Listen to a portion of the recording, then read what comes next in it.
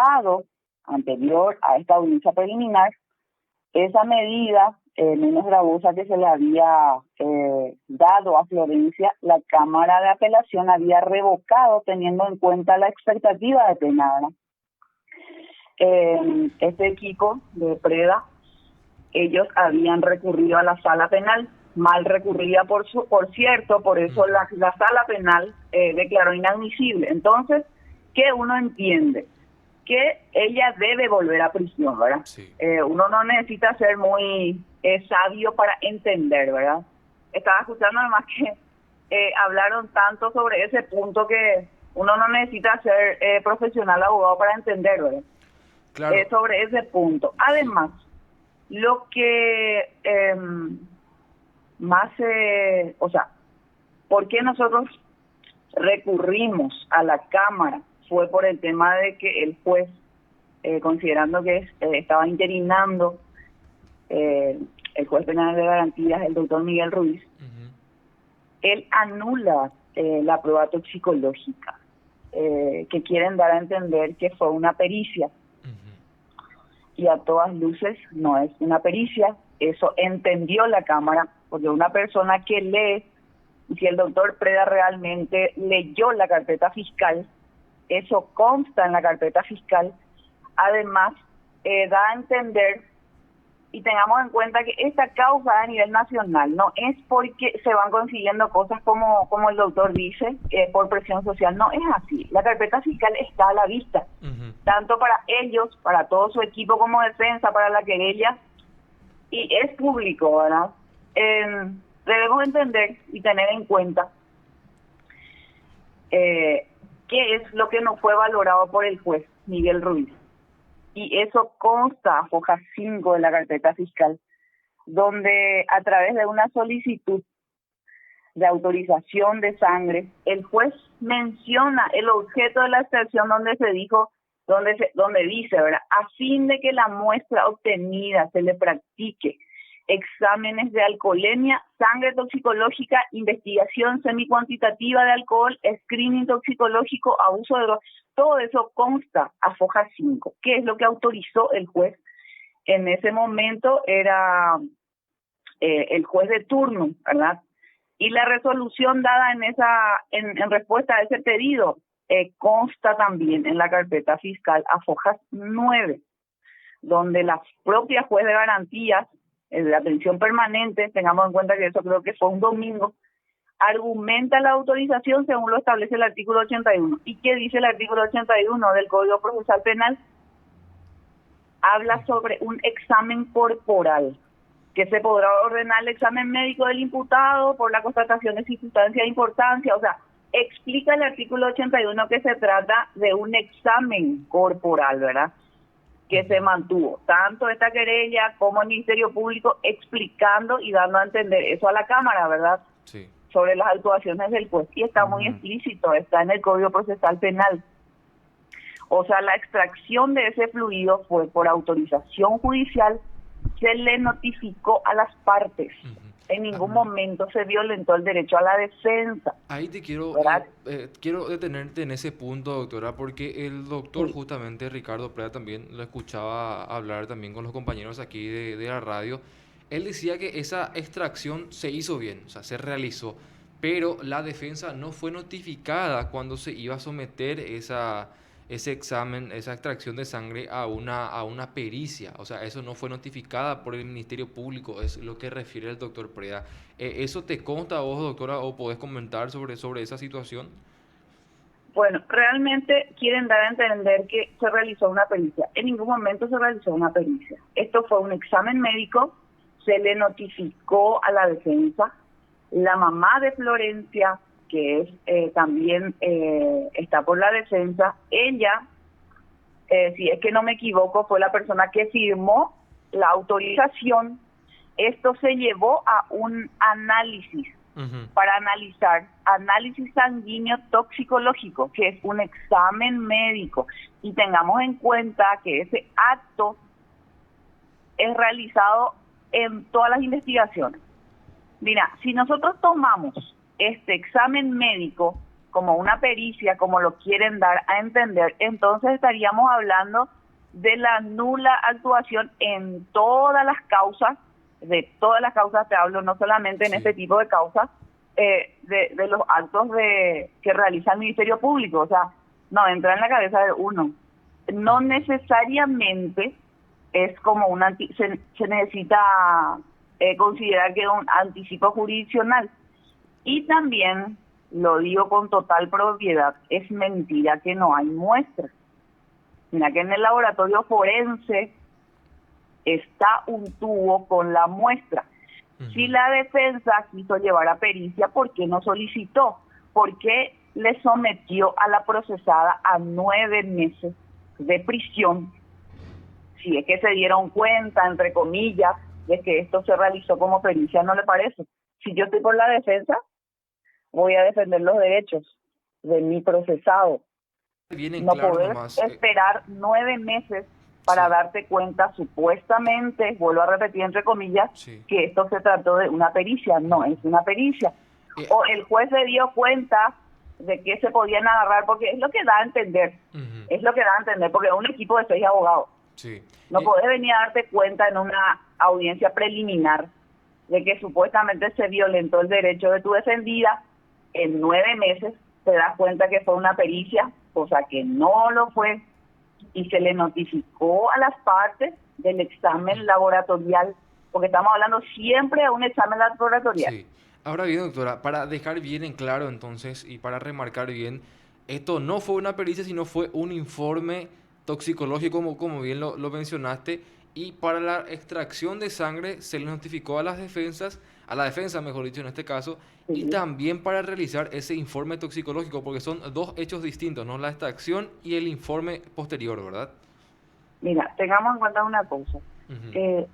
Acá, en principio, la negación de la procesada para someterse a una prueba normal de alcoholemia, porque la caminera estuvo en ese momento. Entonces, a raíz de eso, se procedió a solicitar una autorización judicial. Esa autorización judicial está bien expresa acá. Eso se le notificó a las partes. ¿Qué es lo que indicaba esa autorización? ¿Para qué era la autorización? Era para un examen médico, y eso se le notificó a las partes y se procedió al mismo. Ok, doctora. Y yendo también a otro punto, ya que ya marcamos bien esto, lo que mencionaba también el doctor Ricardo Preda es que la acusación de la Fiscalía hace un relato de un accidente de tránsito y no el de un homicidio doloso, que es hecho por el cual ella fue, la señora Florencia Romero, digo bien, fue acusada y se solicitó elevación a juicio por ese hecho punible.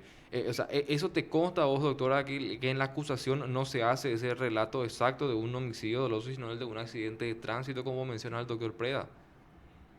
El relato de los hechos es muy específico. Se habla del dolo eventual, se relata los hechos como un accidente con derivación fatal, ¿verdad? Lo que conlleva a un dolo eventual. Claro que está bien especificado ahí. Está muy bien especificado. Aquí lo que me doy cuenta es lo siguiente. También sobre otro punto. El abogado de la defensa ningunea la resolución de la Cámara, que no me parece correcto. Totalmente ningunea, diciendo que no sé cuántas páginas tiene, creo que 20, 30 páginas tiene la resolución del juez interino Miguel Ruiz. Claro que va a tener hasta 50 páginas. Creo que mencionó que tenía. Claro que va a tener hasta 100 páginas, porque ellos presentaron como 20 incidentes. Y eso tiene que constar en esa resolución, no necesariamente que de manera intelectual brillante el juez narra 50 páginas. No se trata de eso. Esa audiencia duró más de 8 horas. Presentaron como 20 incidentes. Y lo que menciona también, y disculpame, doctora, que te interrumpa, ¿verdad? Al respecto es el doctor Preda. Dice que el juez Miguel Ruiz lo que hizo fue garantizar digamos, las garantías, valga la redundancia, las garantías constitucionales al momento justamente de que él dice que se violó el derecho a la defensa por lo que ya mencionamos anteriormente, y que en la Cámara de Apelaciones lo que se hizo fue usar la frase que para él, y según él, es muy desgastada, la de que el juez de garantía se atribuyó funciones de un juzgado o de un tribunal de sentencias. Y a todas luces es así. Se extralimitó en su función, lastimosamente, ¿verdad? Porque él ha de ser un juez brillante como juez de sentencias, pero se ubicó en el papel de un tribunal de sentencias en esta audiencia preliminar. Ujú. O sea que él juzgó los hechos ya, doctora, o sea, las pruebas en sí, cómo se da eso que mencionás. Él prácticamente ya sobrevalora las pruebas y también los hechos, o sea, en conjunto. Esa audiencia preliminar era como un juicio oral, es debatir de qué prueba, cómo se llegó a esa prueba. Él demasiado ahondó en todo. O sea, él actuó como un tribunal de sentencias. Otra cosa, Sí. si es que la defensa, los 6 abogados que están por la defensa, y no sé qué dar a entender, ¿verdad? Pero si ellos no se dieron cuenta en 9 meses que esto se realizó como pericia, y es más, de manera irresponsable, ¿verdad? Afirman que no hay muestras, puede revisar la carpeta fiscal y ahí está. El laboratorio forense consta que aún hay muestras. O sea, si fueron violentados sus derechos, ¿por qué no recurrieron a una pericia? Hasta ahora pueden hacerlo. Y consta la muestra. Ellos están diciendo que no existen muestras. Eso se fundamentó ante la Cámara tuvo a la vista, por eso la Cámara no necesita tanto fundamentar, todo está a la vista. El magistrado que tenga la carpeta de investigación a la vista va a entender perfectamente lo que pasa. Una cosa es lo que uno quiera manifestar ante la ciudadanía, ante la prensa, pero la carpeta fiscal habla por sí sola, la carpeta de investigación habla por sí sola.